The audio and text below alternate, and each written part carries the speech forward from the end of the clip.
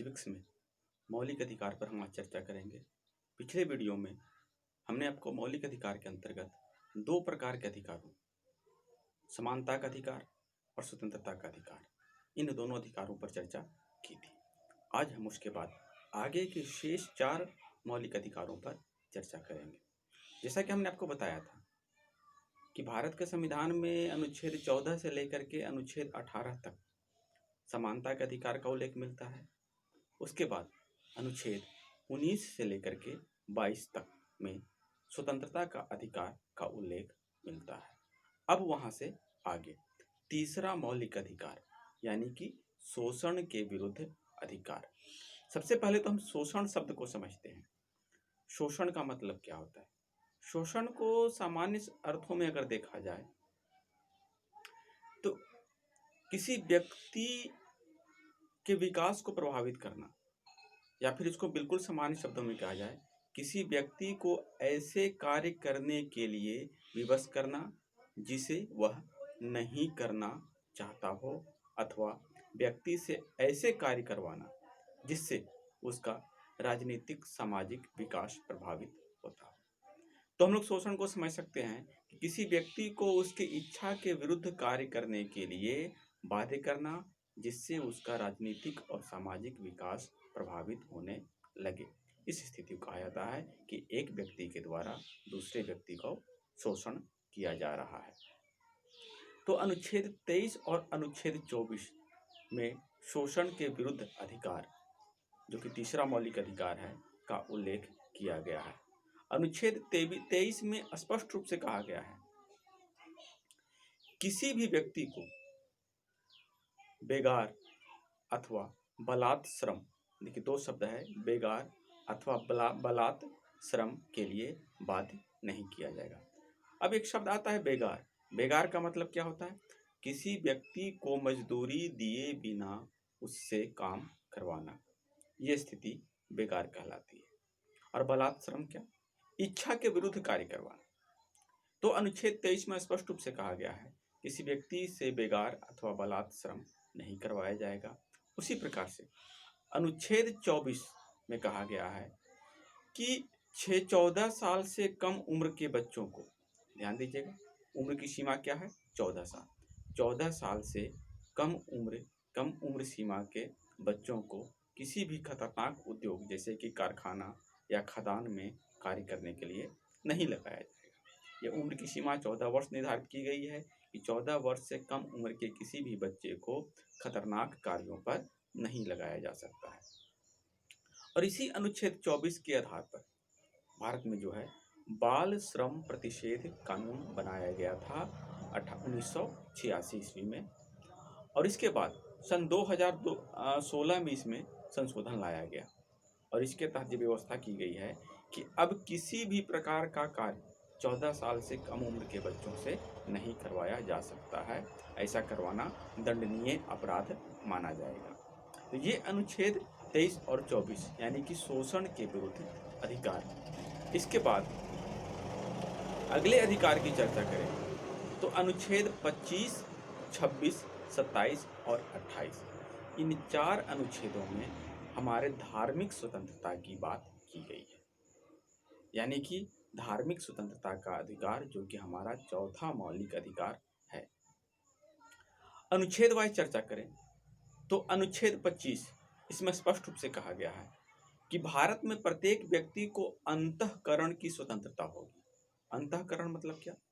अपने आत्मा में बसे हुए ईश्वर को मानने की आज़ादी होगी। व्यक्ति आस्तिक हो सकता है अथवा व्यक्ति नास्तिक हो सकता है, यह उस व्यक्ति की इच्छा पर निर्भर करता है। इसके बाद आगे 26, जो व्यक्ति आस्तिक है उसे अपने धार्मिक कार्यों के प्रचार प्रसार प्रबंधन की पूर्ण स्वतंत्रता प्राप्त होगी। यानी कि अनुच्छेद 25 कहता है अंतःकरण की स्वतंत्रता, धर्म को मानने, उसका पालन करने, उसका प्रचार प्रसार करने का अधिकार होगा। इसी तरीके से अनुच्छेद 26 कहता है कि धार्मिक कार्यों के प्रबंधन की स्वतंत्रता, जो भी धार्मिक कार्य है जैसे मंदिर है, मस्जिद है या गुरुद्वारे हैं, इनके मैनेजमेंट की व्यवस्था करने का अधिकार उससे संबंधित व्यक्तियों को प्राप्त होगा।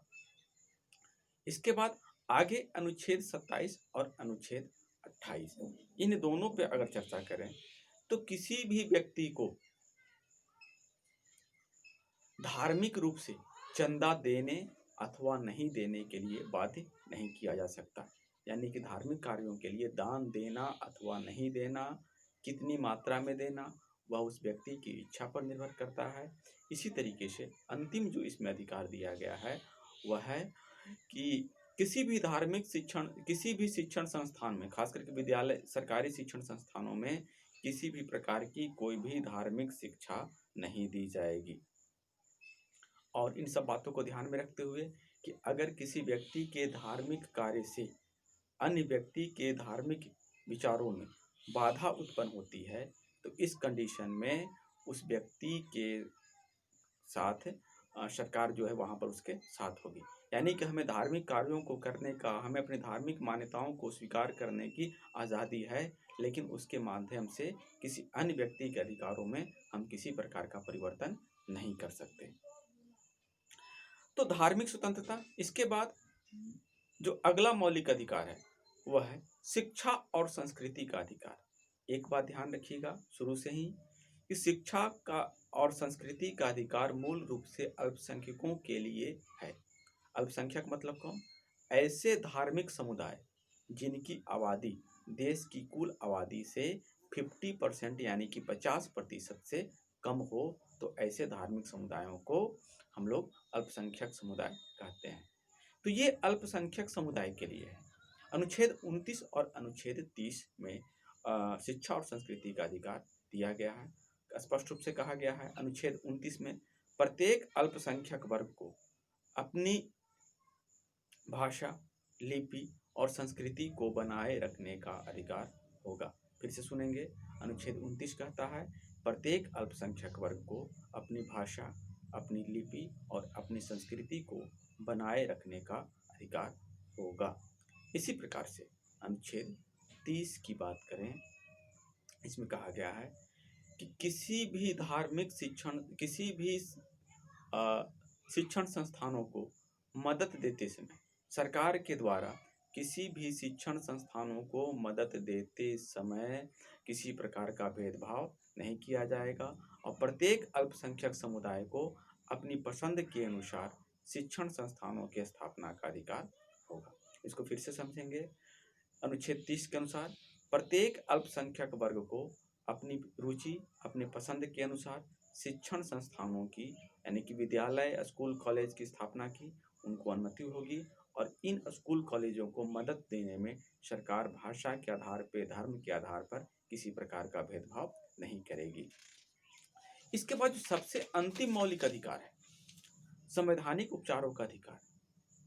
ये कहा जाए कि इससे पहले के जितने भी 5 अधिकार हैं उन सभी अधिकारों की रक्षा की बात इसमें की गई है। संविधान में स्पष्ट रूप से कहा गया है कि जब तक मौलिक अधिकारों की रक्षा नहीं होती तब तक मौलिक अधिकारों का कोई महत्व नहीं रह जाता है। तो यही व्यवस्था की गई है कि अनुच्छेद 32 में संवैधानिक उपचारों का अधिकार दिया गया है। इसके तहत भारत में न्यायपालिका, हाईकोर्ट और सुप्रीम कोर्ट की बात करेंगे। हाईकोर्ट और सुप्रीम कोर्ट को यह अधिकार दिया गया है कि वह प्रत्येक व्यक्ति के मौलिक अधिकारों की रक्षा करे। अगर किसी व्यक्ति के मौलिक अधिकारों का हनन होता है, उल्लंघन होता है, वह व्यक्ति सुप्रीम कोर्ट या हाई कोर्ट में जाकर के अपने अधिकारों की रक्षा करवा सकता है। मौलिक अधिकारों की रक्षा के लिए सुप्रीम कोर्ट को भी अनुच्छेद 32 के तहत विशेष अधिकार दिए गए हैं, जिसके द्वारा वह रिट यानी कि न्यायिक आदेश जारी करके उन अधिकारों की रक्षा कर सकता है। अनुच्छेद 32 में सुप्रीम कोर्ट के द्वारा 5 रिट जारी करने का अधिकार रखती है।